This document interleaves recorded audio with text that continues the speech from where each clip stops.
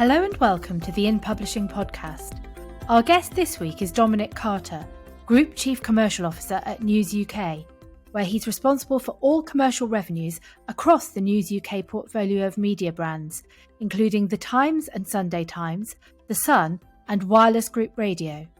I talked to Dominic about how News UK has continued to pursue a successful digital-first approach, even in the midst of a pandemic. The thing that's in common with all of them is that ultimately advertisers want to reach audiences, and we reach our audiences across multiple different ways. In many ways, it doesn't matter whether it's in our audio business through podcasts, our broadcast business through our radio platforms, our digital business, or our print business. Effectively, advertisers want to reach consumers and elicit the behaviour that they want to see from those consumers. And knitting together that is the challenge that we have, but also the opportunity that exists in a multimedia business that we are. Dominic outlined the key planks of News UK's commercial strategy, including driving innovation. So I think innovation really is at the heart of it, and then an audience-first approach, then brand, and then category expertise. The importance of content. Fundamentally, at the heart of all of our businesses, we're a content business. We tell stories. We're a storytelling business, and we put consumers at the heart of everything we do. The value of media groups working together to sell advertising over digital platforms. Together, all of us as publishers collectively have a larger monthly audience reach than any of the platforms in the UK. So it's a great opportunity for us. We're making it easier for the buyers and allowing them to execute large-scale buys in a premium audience environment under trusted, credible brands. And why, during the COVID crisis, consumers have increasingly turned to trusted, credible news sources.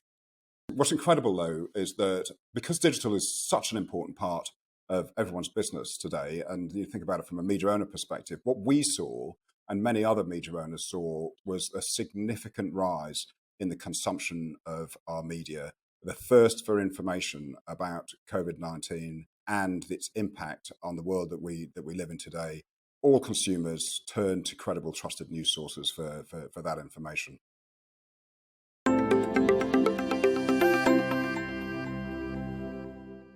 We would like to thank our podcast sponsor, Acorn Web Offset, the Yorkshire-based specialist A5 and A4 magazine printer.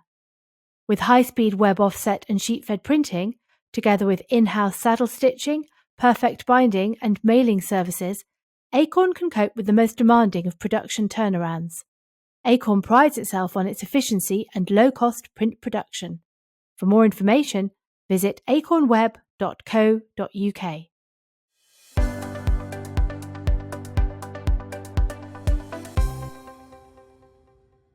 Dominic Carter is Group Chief Commercial Officer at News UK, responsible for all commercial revenues across the News UK and Wireless Group's media portfolios. Dominic, welcome to the In Publishing podcast. Thank you. Can I begin by asking about your career journey to where you are now?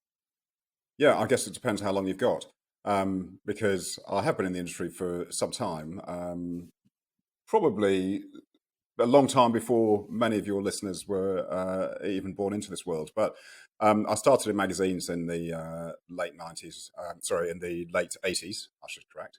And I joined newspaper industry in September 1991. Through various iterations, 9 years at News, worked across some of the newspapers that don't exist today. Today newspaper being one of them, The Sun, News, The World, Times, Sunday Times. Spent some time in Australia with the business.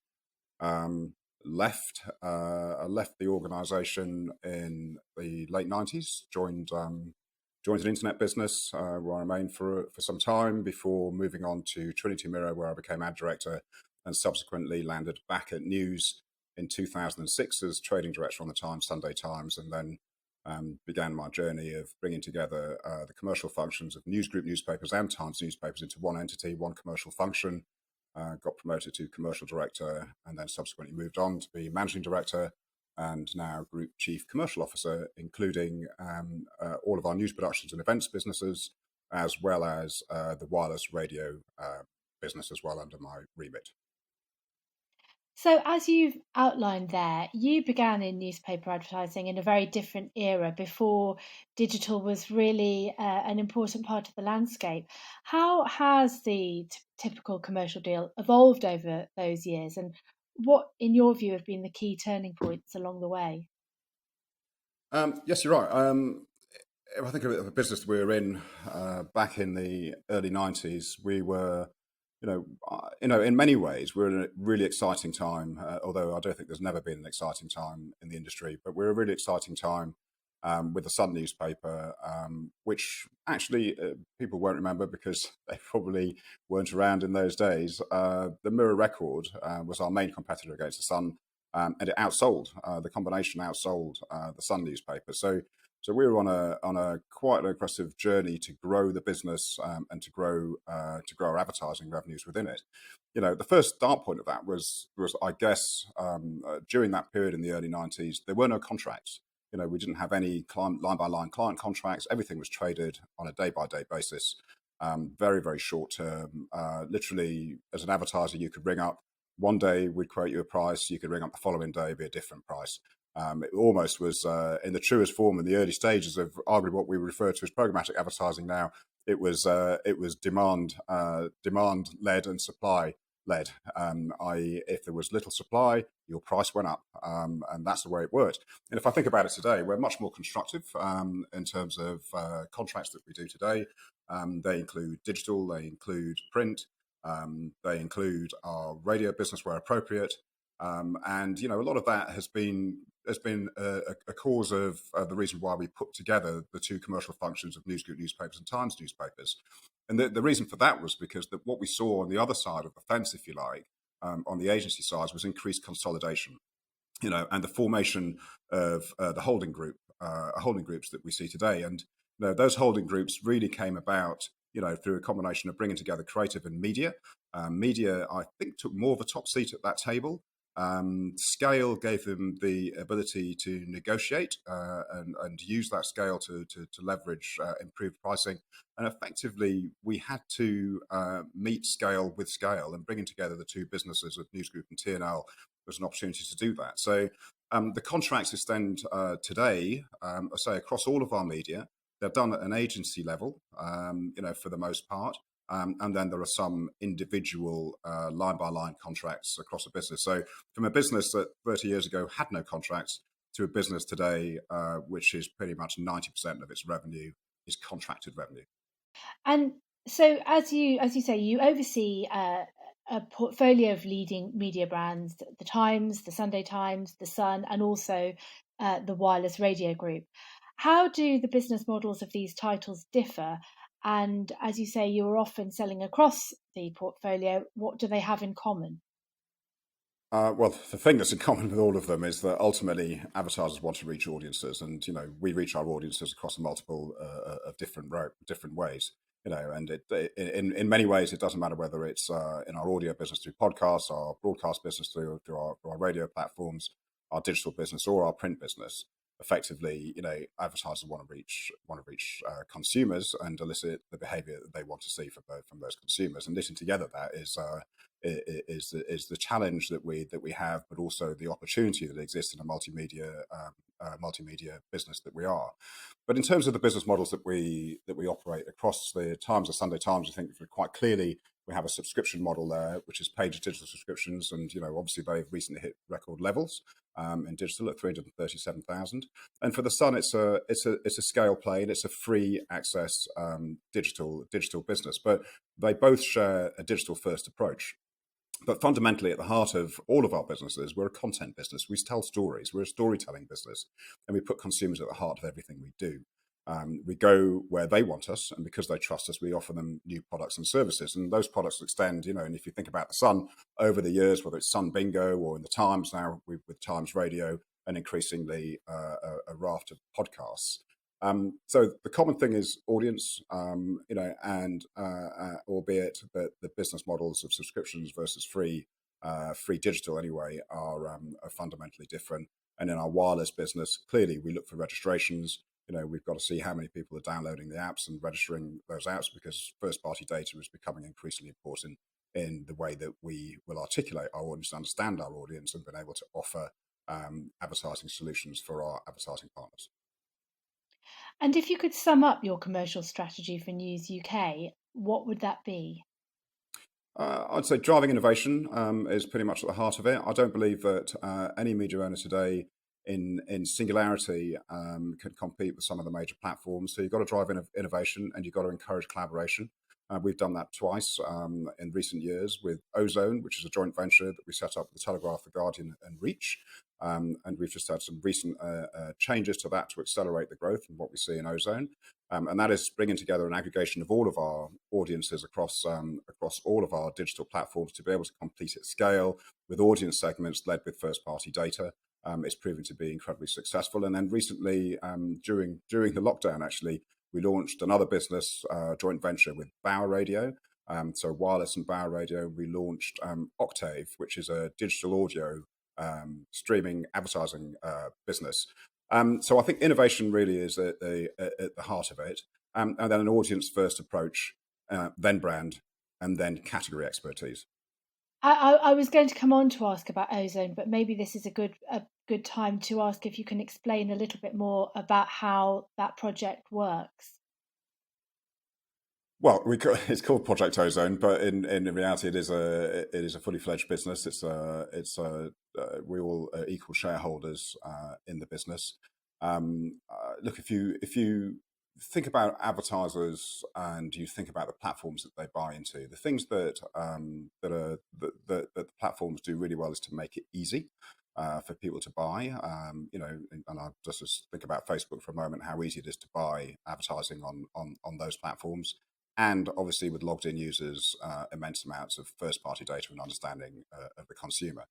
If you consider having multiple publishers all competing as we do, and have done in the past, all competing with for a buyer to actually execute a buy digitally, to think, well, let's say for example, I want to buy motor car intenders. I'm looking for people that want to buy a car in the next few months, and I define that in my audience. In my media, I might say, well, actually, we define that as people that have read a motoring article and 3 motoring articles in the last 2 weeks. For another media owner, it might be they've read 1 motoring article in a month.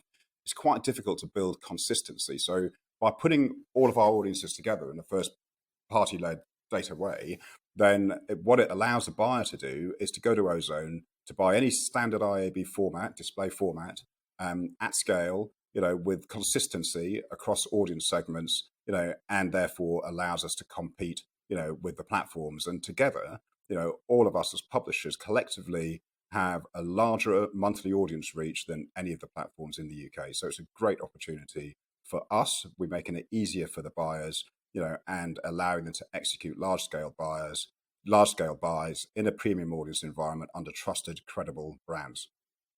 Well, this year has been an extraordinarily difficult one, I think we'll all agree. And advertising has been hard hit by COVID. What would be your message to prospective advertisers as to why they should continue spending money on news media? Well, I think we'd see. I mean, you're right. It's been a challenging year in the pandemic, and for all the years that I've spent in the industry, I have to say it's the most challenging period.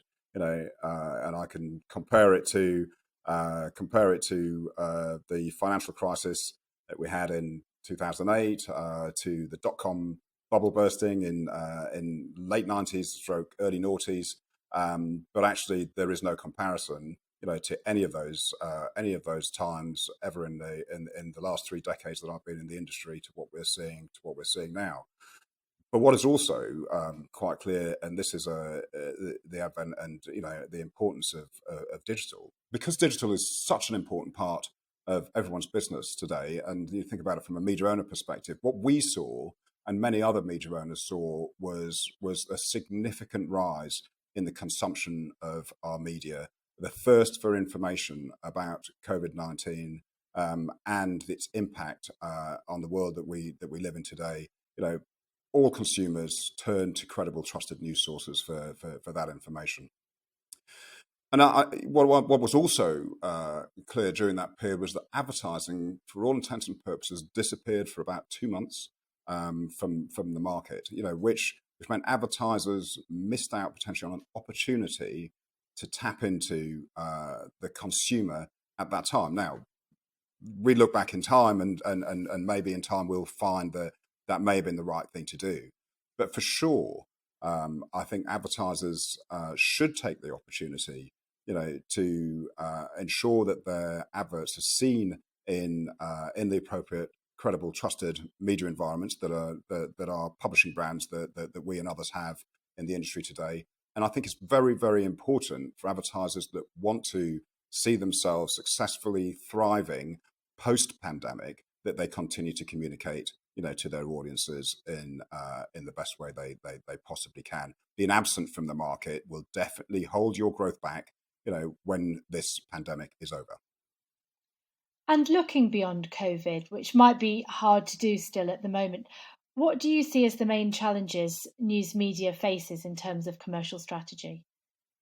So, well, if the pandemic has certainly accelerated the longer term structural change, and that is the shift, from print to digital. And whilst we've obviously been dealing with that for many years as print circulations have declined and digital consumption has grown, it has definitely accelerated that. And we have to think of our business being possibly 2-3 years ahead of where we imagined it would be, and that is really as a consequence of the last 7 or 8 months. However, I would also say there's still huge value in print. We see it as a fundamentally important part of and channel of our content distribution, and it's important for many millions of our readers. But we do need to recognise that in the longer term, consumers do like the convenience of digital, and therefore we have to take a digital first approach and accelerate our thinking in that, like many other media owners have to as a result of the pandemic we found ourselves in. Well, with that in mind, News UK recently shifted towards measuring your total brand reach via the new PAMCO measurement tool, and you, along with others, have opted for private reporting of your ABC figures. Can you explain the thinking behind that? Yeah, I guess we look at ourselves as a multi-platform business with brands that reach more people than ever before via mobile, via web, apps, video, radio stations, podcasts, alongside print. And even though print remains a vitally important method of distributing our editorial content to our readers, and also vital for meeting many of our advertisers' needs, it's logical that the way that we measure our audience reflects the way the world works today. So we put our customers at the heart of everything we do, and we continually developing new and exciting products across all platforms, from new apps and websites to the upcoming to the launch of Times Radio.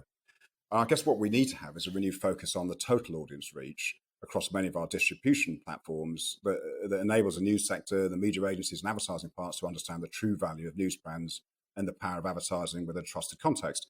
If you define yourself by a print ABC number, which is the way that a lot of the trade media has liked to define the success or failure of news media brands. They choose to ignore the incredible rise in consumption over the last 2 decades, and define the successful failure of the business by a declining ABC. And that isn't the way that we run our business. That isn't the way consumers look at our business.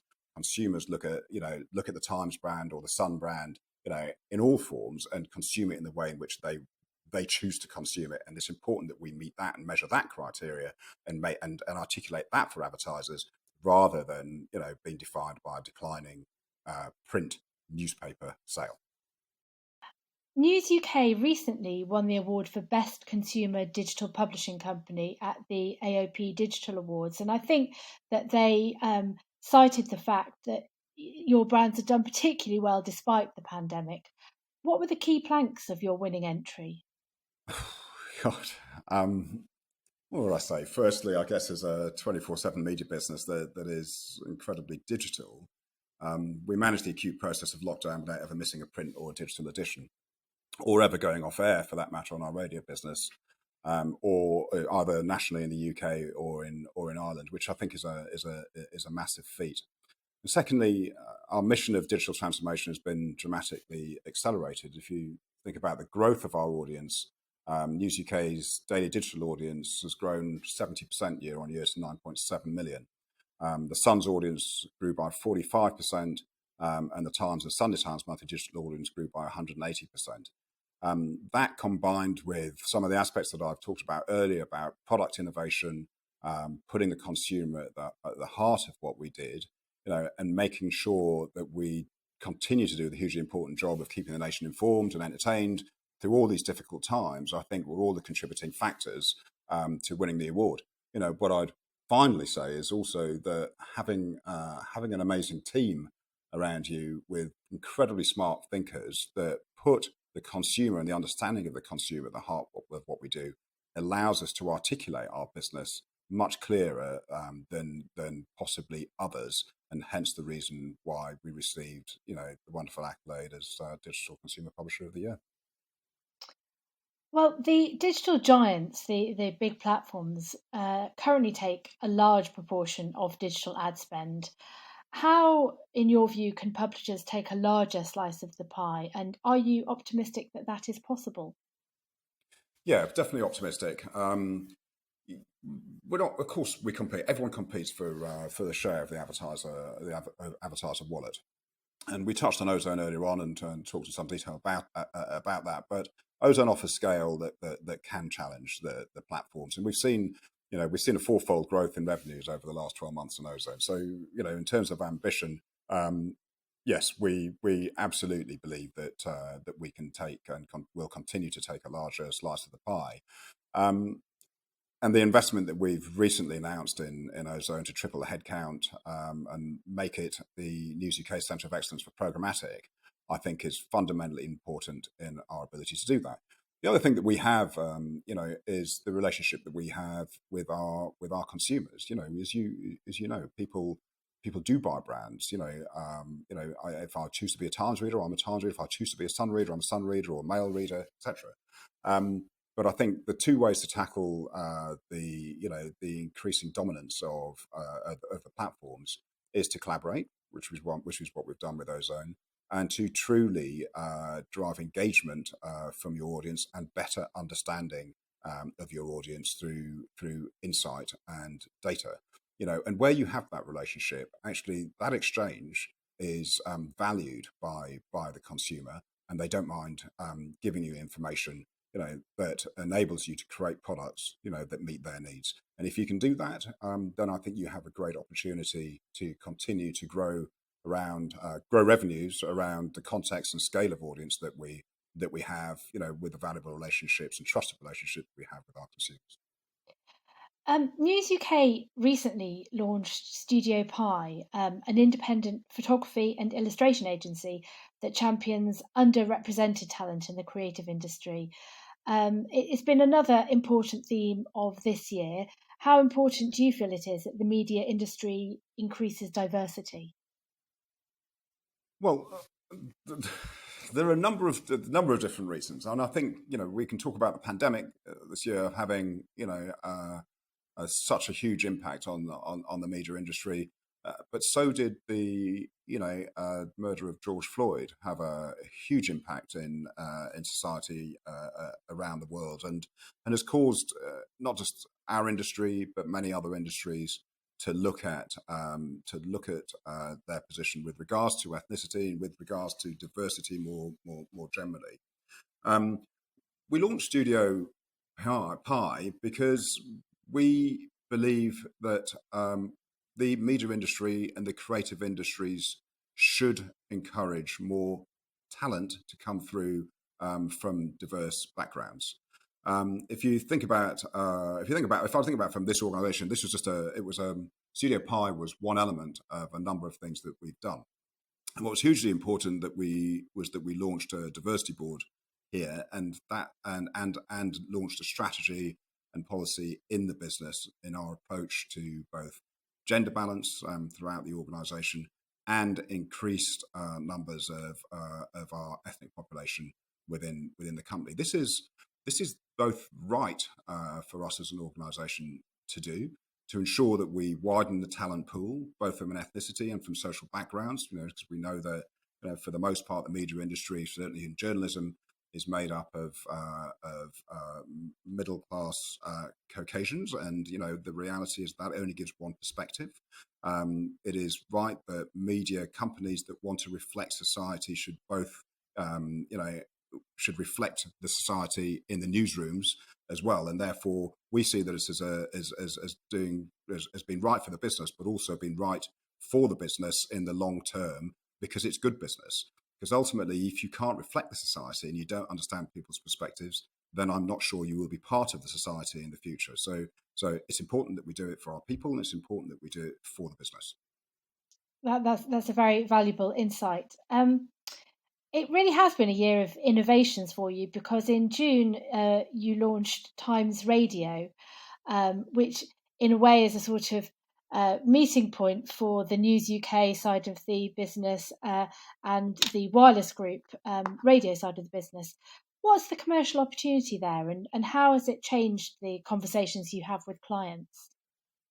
Well, I guess if you think that advertisers have always sought activity in the Times portfolio. The Times and the Sunday Times are up there as the most trusted news brands in the UK.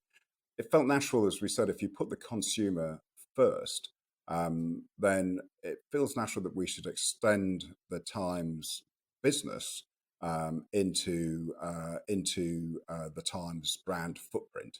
And our consumers, we know, listen to various talk stations, probably on the BBC, rather than other commercial stations. And therefore, what we had to do was to create an opportunity to move those listeners into a new platform. And I think we've done that really successfully thus far, and only has more room for growth. As a commercial opportunity, I mean, we began when we brought Chris Evans over onto Virgin Radio. We again had to move and wanted to move his listeners, traditionally on BBC, in an ad break free environment, into a commercial radio business. We had to innovate the way that we approach that, and that was to create a radio show, in Chris Evans's case, the breakfast show, that was an ad break free environment. And we've carried that through into Times Radio as well. So it's innovative. It's commercial radio without commercial ad breaks, which was probably the first time that anyone's done this in any meaningful way. And and effectively having an innovative ad break free environment, allows the brands to live as an integrated part of the show. It's a digital first station. There's space for the conversation rather than having ads in a way interrupting it. And we've got some incredible talent that have joined us, whether it's Michael Portillo or John Pinar or Asma Mir. We've got some incredible talent on the business, and we also are able to personify some of the journalists that exist and write in the Times, which again starts to humanize the business. And from that point of view, I think a lot of advertisers have been coming to us, actually, whilst we go to them too. Advertisers have been coming to us to think about how do we partner across all of the Times portfolio. And Land Rover being a great example of that, whose deal was not only to sponsor John Pinar's show in the afternoon drive time, but also to take our digital and print at the same time. And then you've seen the same with Fortnum & Mason and Specsavers. So it's not only allowing us to bring in new advertisers into a marketplace that they hadn't been into before, but also extends the commercial opportunities across the Times portfolio. And that sounds like a great position to be in. You have talked about, as part of the Ozone project, how competing newspaper groups can work more closely together now than they did in the past. As an industry, are there other areas where you would like to see closer cooperation?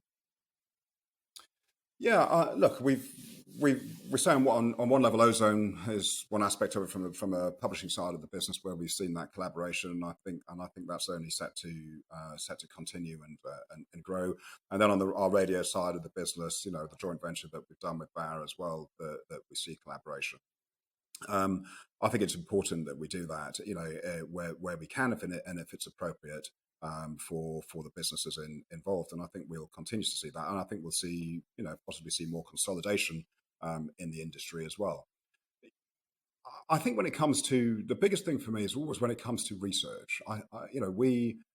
people talk about the last click attribution that goes to Google, ignoring the fact that, in many cases, search starts with a name. It's just lazy, it's lazy consumers in a way that actually just put a search term in Google, but actually they know the brand that they're looking for. What we have to have is better full funnel attribution than we currently have, which means research bodies, I think, should be encouraged to work together rather than against each other, and remove some of the vested interest of the research companies and move towards the better understanding of consumer behavior and the consumer journey, from inspiration all the way through to activation. And I don't think that happens I don't think there is one example that I would say at an industry level where we would say we have the best full funnel attribution. It doesn't really exist. And I would encourage all media owners to really put pressure on research companies and across all media, not just in publishing, but in TV, radio, whatever, to put all their eggs into how do we provide better information for advertisers so that we become more trusted, and we can give a true perspective of the value of each media that you're buying, rather than everything being attributed to the last click. Well, looking ahead to 2021, which will hopefully be a more positive year for all of us, can you talk about anything else that you've got in the pipeline at News UK? No. Yeah, look, we've seen an announcement yesterday. We continue to invest in our business, and yesterday we announced that Graham Norton, who recently announced that he was leaving Radio 2, is joining Wireless. We're going to continue to change the makeup of our business in terms of the makeup of our people. In our business, our people really at the heart of everything that we do, and without them, we don't have anything that attracts the consumer. So, having the best content out there, which means, in our world, but creating more diversity, having a balance of views and opinions. So we continue to invest in all of our products across print, digital, and broadcast, and we will continue to innovate. Surely, you wouldn't expect me to tell you everything that we're going to be doing in the next 12 months, apart from to say that, we have significant ambitions. We've never shied from ambition in this organization, and we don't shy now from the things that we're going to achieve over the next 12, 18 and 3 years, 18 months and 3 years. So yeah, we have significant ambitions and more to come. Watch this space. Perhaps a better question would be, what excites you most about the future of news media? Well, I go back to almost where I began. I mean, there's never been a time when it's never been exciting. The innovation that exists is, as a 24/7 media business, as opposed to a business that 30 years ago, really just popped out a product every 24 hours. We truly are a 24/7 media business in all forms at the moment, and and that is only set to continue and create more opportunities. I think as we move forward over the next year, 2 years, 3 years. With obviously the deprecation of the cookie, it becomes really important that advertisers will want to talk to those media owners that have a good understanding of their consumers and have first party data. And I think we're very, very well placed as an organisation, to be able to demonstrate that. And I think the opportunity there is in the innovation, product innovation, about how we articulate that and make it easier for customers to be able to buy. And the customers in this regard, I'd talk about advertisers. So I'm excited by the opportunities of an acceleration of our digital first approach to the business, the opportunities in the transformation, the structural transformation that we've made across our organisation, our holistic approach to the way that we talk to advertisers across all different platforms. I think is just creating more opportunities for growth, and that's the thing that I'm most excited by.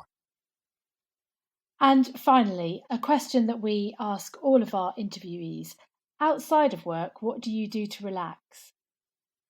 I just I got asked earlier on having to write a piece for a website. The question was much related to this, which was, what are your interests and hobbies outside of work? The sad thing is that my only interest is, or the biggest interest that I have, still relates to work, which is getting this business back into growth, and that's the thing that dominates much of my mind from an interest point of view.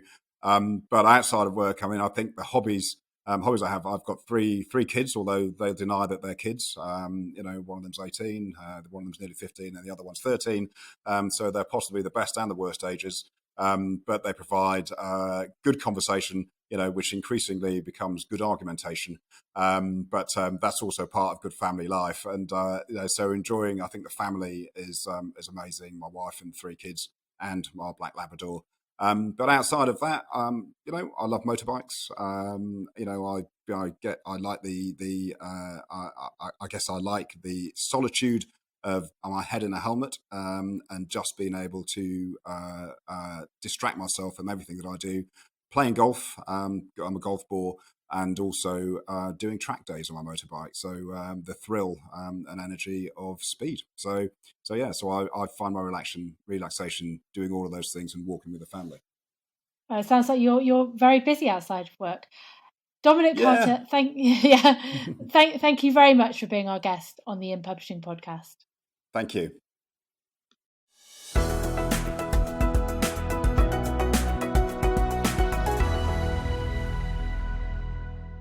A big thank you again to Acorn Web Offset for sponsoring this podcast.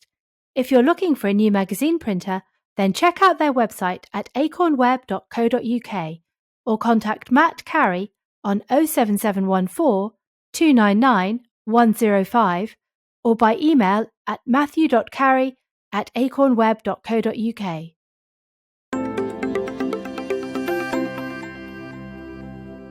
Thanks, Dominic, for being our guest this week and giving such a fascinating insight into commercial strategy at one of the UK's biggest media groups. If you want to find out more about News UK, you can visit their website at news.co.uk.